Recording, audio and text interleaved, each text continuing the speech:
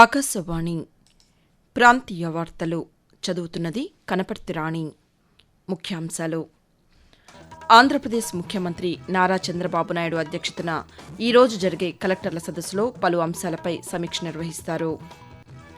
తెలంగాణ ముఖ్యమంత్రి రేవంత్ రెడ్డి వికారాబాద్ జిల్లాలో ఈరోజు పర్యటించి పలు అభివృద్ది కార్యక్రమాలకు శంకుస్థాపనలు చేస్తారు. ఆంధ్రప్రదేశ్లో విద్యాశాఖకు సంబంధించిన సమగ్ర డాష్ బోర్డును త్వరలో అందుబాటులోకి తీసుకురానున్నట్లు విద్యాశాఖ మంత్రి నారా లోకేష్ తెలిపారు.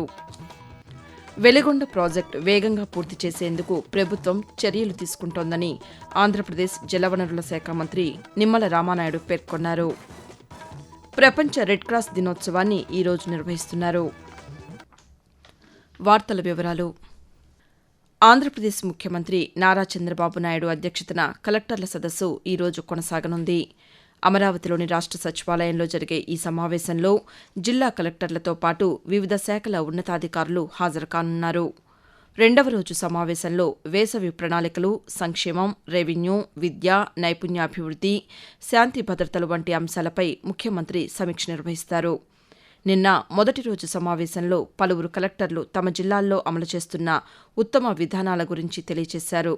ఈ సందర్భంగా విశాఖ రైల్వే జోన్పై ముఖ్యమంత్రి మాట్లాడుతూ 1,00,000 కోట్ల విలువైన రైల్వే ప్రాజెక్టులు, రైల్వే జోన్ కూడా క్లియర్ అయింది. విశాఖపట్నం రైల్వే జోన్ కేంద్రంతో కోఆర్డినేట్ చేసి ప్రారంభమైంది. తొందరలో పర్మనెంట్ బిల్డింగ్ వస్తుంది. డైనమిక్ గా కూడా తయారు చేసే బాధ్యత తీసుకొస్తున్నాం. ఆల్ కలెక్టర్స్ అక్కడి నుంచి శ్రీకాకుళం నుంచి ఇచ్చాపురం నుంచి నెల్లూరు వరకు డబుల్ లేన్ అంటే 4 లేన్ ట్రాక్ రావాలి. 4 లేన్ ట్రాక్ వచ్చినప్పుడు railway stations, railway land, ports, road ఇవన్నీ అనుసంధానం చేసి economic activity, economic townships create చేసే పరిస్థితి రావాలి. దీన్ని మీరు ప్రాపర్ గా ప్లాన్ చేసుకోవాల్సిన అవసరం ఉంది.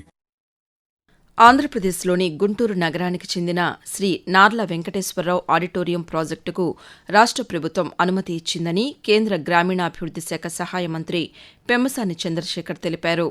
ఈ మేరకు సామాజిక మాధ్యమం ఎక్స్ వేదికగా కేంద్ర మంత్రి వెల్లడించారు. ఈ ప్రాజెక్టును ప్రభుత్వ, ప్రైవేటు భాగస్వామ్యం పీపీపీ విధానంలో ఆధునిక సదుపాయాలతో అభివృద్ది చేయనున్నట్లు వెల్లడించారు.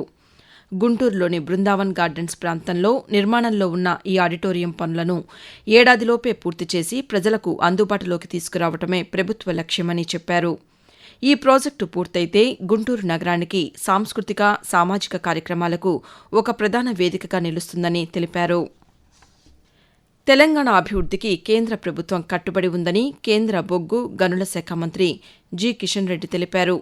ఈ నెల 10వ తేదీన సికింద్రాబాద్ పెరేడ్ మైదానంలో నిర్వహించనున్న ప్రధానమంత్రి నరేంద్ర మోదీ బహిరంగ సభ ఏర్పాట్లను కేంద్ర మంత్రి బండి సంజయ్ కుమార్తో కలిసి ఆయన నిన్న పరిశీలించారు. అనంతరం కిషన్ రెడ్డి మాట్లాడుతూ తెలంగాణ అభివృద్దికి డబుల్ ఇంజన్ ప్రభుత్వం అవసరమని ఆయన అన్నారు.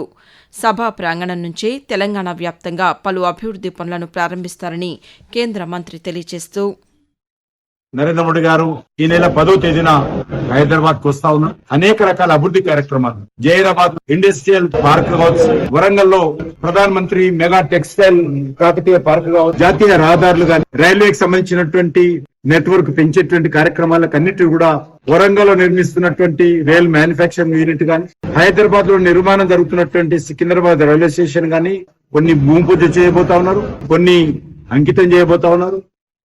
ఆంధ్రప్రదేశ్లో విద్యాశాఖకు సంబంధించిన అన్ని అంశాల కోసం సమగ్ర డాష్ బోర్డును త్వరలో అందుబాటులోకి తీసుకురానున్నట్లు విద్యాశాఖ మంత్రి నారా లోకేష్ తెలిపారు. రాష్ట సచివాలయంలో జరిగిన జిల్లా కలెక్టర్ల సమావేశంలో మంత్రి నిన్న మాట్లాడారు. పాఠశాల విద్య, ఇంటర్మీడియట్, ఉన్నత విద్యకు సంబంధించిన కీలక పనితీరు సూచికలతో డాష్ బోర్డును రూపొందించినట్లు వెల్లడించారు.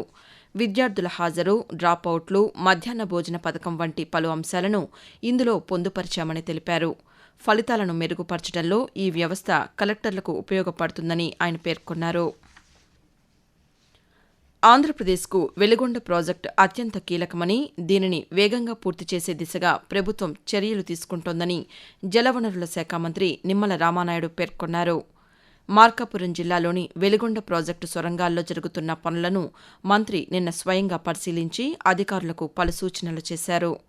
సొరంగాల్లో లైనింగ్, బెంచింగ్ తదితర పనులను తనిఖీ చేసిన మంత్రి అక్కడ పనిచేస్తున్న కార్మికులు, అధికారులు, సిబ్బందితో మాట్లాడారు. ఈ ప్రాజెక్టు ప్రాముఖ్యతను వారికి వివరించి సిబ్బందిలో ఆత్మవిశ్వాసం పెంపొందించేందుకు సమయం గడిపినట్లు వెల్లడించారు. ఆకాశవాణి ప్రాంతీయ వార్తలు వింటున్నారు. తెలంగాణ ముఖ్యమంత్రి ఏ రేవంత్ రెడ్డి వికారాబాద్ జిల్లా కొడంగల్ నియోజకవర్గంలో ఈరోజు పర్యటిస్తారు.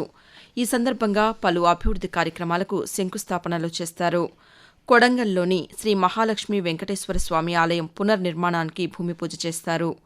అలాగే 110 కోట్ల రూపాయలతో శ్రీ వెంకటేశ్వర స్వామి ఆలయ నిర్మాణ పనులు, 2 కోట్ల రూపాయలతో కోస్గిలోని వేణుగోపాలస్వామి ఆలయం అభివృద్ది కార్యక్రమాలు ప్రారంభిస్తారు. అదేవిధంగా 250 కోట్ల వ్యయంతో 430 పడకల ఆసుపత్రి భవన నిర్మాణ పనులకు కూడా ముఖ్యమంత్రి శంకుస్థాపన చేస్తారు. అనంతరం నిర్వహించే బహిరంగ సభలో పాల్గొని ప్రజలను ఉద్దేశించి ప్రసంగిస్తారని అధికారులు వెల్లడించారు. ఆంధ్రప్రదేశ్ రాజధాని అమరావతిలో భూసేకరణకు సంబంధించిన అపరిష్కృత సమస్యలను పరిష్కరించేందుకు ప్రభుత్వం అదనపు అధికారులను నియమించిందని రాజధాని ప్రాంత అభివృద్ది ప్రాధికార సంస్థ సిఆర్డీఏ కమిషనర్ విజయ రామరాజు తెలిపారు. గుంటూరు జిల్లా రాయపూడి గ్రామంలో 43.82 ఎకరాల భూసేకరణ అంశంపై నిర్వహించిన గ్రామ సభలో రైతులతో ఆయన నిన్న సమావేశమై చర్చించారు. భూసేకరణకు సంబంధించిన అభ్యంతరాలను స్వీకరించి రైతుల అభిప్రాయాలను అడిగి తెలుసుకున్నారు.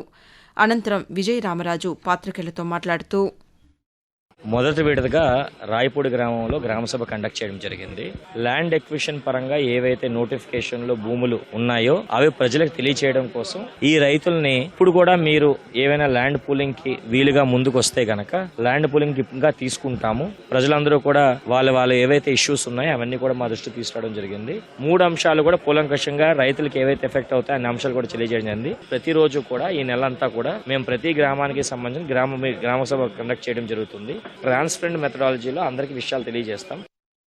ప్రపంచ రెడ్ క్రాస్ దినోత్సవాన్ని ఈరోజు నిర్వహిస్తున్నారు. వరదలు, భూకంపాలు, ఇతర ప్రకృతి వైపరీత్యాలకు గురైన ప్రజలకు సహాయం అందచేయటం, వారి ప్రాణాలను కాపాడటానికి రెడ్ క్రాస్ సంస్థలు చేస్తున్న కృషిని గుర్తించడమే ఈ కార్యక్రమ నిర్వహణలోని ముఖ్య ఉద్దేశం. 1948వ సంవత్సరం నుండి ప్రతి ఏటా మే 8వ తేదీన ఈ కార్యక్రమం జరుగుతోంది. మొదటి నోబెల్ శాంతి పురస్కార గ్రహీత రెడ్ క్రాస్ సంస్థను ప్రారంభించిన జీన్ హెన్రీ డ్యునాంట్ స్విట్జర్లాండ్లోని జెనీవా నగరంలో 1828 మే 8వ తేదీన జన్మించిన సందర్భాన్ని పురస్కరించుకుని ఆయన జ్ఞాపకార్థం ప్రతి ఏటా మే 8వ తేదీన ప్రపంచ రెడ్ క్రాస్ దినోత్సవాన్ని నిర్వహిస్తున్నారు. వాతావరణం. ఆంధ్రప్రదేశ్ దిగువ ట్రోపో ఆవరణంలో ఆగ్నేయ, నైరుతి గాలులు వీస్తున్నాయని, దీని ప్రభావంతో మరో 2 రోజుల పాటు రాష్ట్రంలోని పలు జిల్లాల్లో పిడుగులతో కూడిన వర్షాలు కురిసే అవకాశం ఉందని అమరావతి వాతావరణ కేంద్రం తెలిపింది. ఈ రోజు, రేపు కోస్తా, రాయలసీమ జిల్లాల్లో అక్కడక్కడ పిడుగులతో కూడిన తేలికపాటి వర్షాలు కురిసే అవకాశం ఉందని వాతావరణ కేంద్ర అధికారి ఎం వెంకట్రావు తెలియజేస్తూ ఉత్తర కోస్తా ఆంధ్రప్రదేశ్, యానాం, దక్షిణ కోస్తా ఆంధ్రప్రదేశ్ మరియు రాయలసీమలో తేలికపాటి నుంచి మోస్తరు వర్షాలు లేదా ఉరుములతో కూడిన జల్లులు 1 లేదా 2 చోట్ల కురిసే అవకాశం ఉంది. ఉరుములతో కూడిన మెరుపులు మరియు ఈదురుగాలు గంటకు 40 నుంచి 50 కిలోమీటర్ల వేగంతో వీచే అవకాశం ఉంది. ఇక రాయలసీమలో ఉరుములతో కూడిన మెరుపులు మరియు ఈదురుగాలు గంటకు 30 నుంచి 40 కిలోమీటర్ల వేగంతో వీచే అవకాశం ఉంది. ప్రాంతీయ వార్తలు ముగించే ముందు ముఖ్యాంశాలు మరోసారి. ఆంధ్రప్రదేశ్ ముఖ్యమంత్రి నారా చంద్రబాబు నాయుడు అధ్యక్షతన ఈరోజు జరిగే కలెక్టర్ల సదస్సులో పలు అంశాలపై సమీక్ష నిర్వహిస్తారు. తెలంగాణ ముఖ్యమంత్రి ఏ రేవంత్ రెడ్డి వికారాబాద్ జిల్లాలో ఈరోజు పర్యటించి పలు అభివృద్ది కార్యక్రమాలకు శంకుస్థాపనలు చేస్తారు. ఆంధ్రప్రదేశ్లో విద్యాశాఖకు సంబంధించిన సమగ్ర డాష్ బోర్డును త్వరలో అందుబాటులోకి తీసుకురానున్నట్లు విద్యాశాఖ మంత్రి నారా లోకేష్ తెలిపారు. వెలిగొండ ప్రాజెక్టు వేగంగా పూర్తి చేసేందుకు ప్రభుత్వం చర్యలు తీసుకుంటోందని ఆంధ్రప్రదేశ్ జలవనరుల శాఖ మంత్రి నిమ్మల రామానాయుడు పేర్కొన్నారు. ప్రపంచ రెడ్ క్రాస్ దినోత్సవాన్ని ఈరోజు నిర్వహిస్తున్నారు. ఆకాశవాణి ప్రాంతీయ వార్తలు ఇంతటితో సమాప్తం.